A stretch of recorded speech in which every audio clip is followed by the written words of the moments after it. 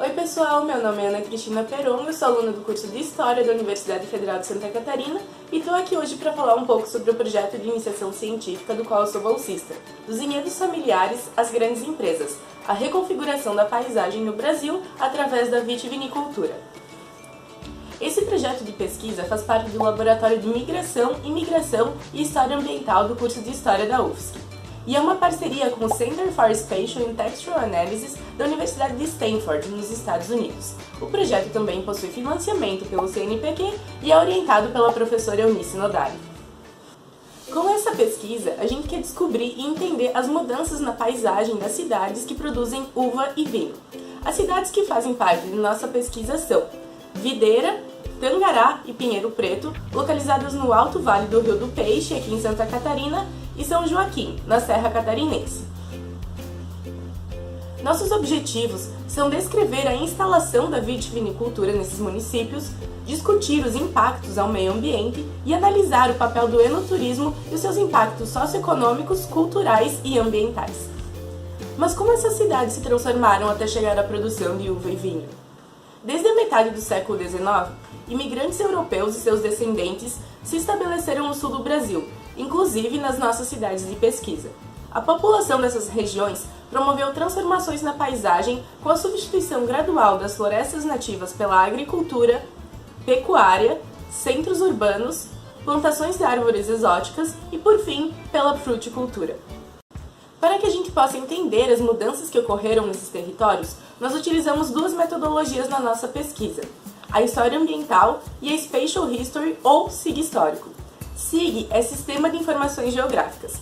A História Ambiental entende o meio ambiente como um ator da história, já que as pessoas organizam suas vidas e suas sociedades em relação com o meio natural. É essa interação entre os seres humanos e a natureza que interessa a história ambiental. A Spatial History foi desenvolvida dentro do movimento de humanidades digitais, que busca criar um diálogo entre as ciências humanas e as tecnologias digitais. A Spatial History basicamente trabalha com SIGs.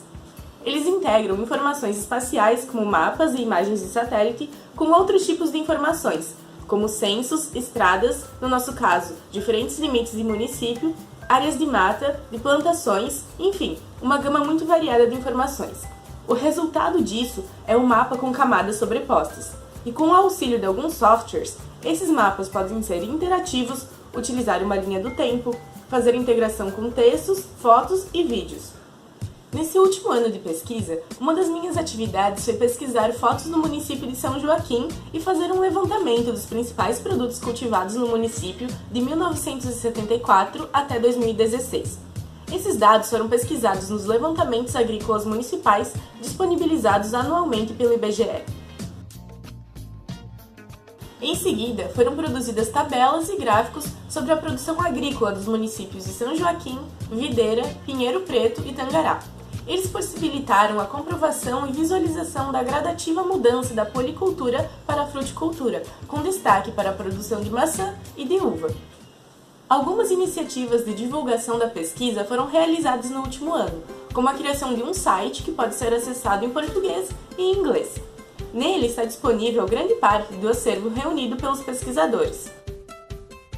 Em outubro de 2017, também fui uma das ministrantes de um minicurso sobre Spatial History na CPEX, apresentando o que é essa metodologia e quais são suas possibilidades.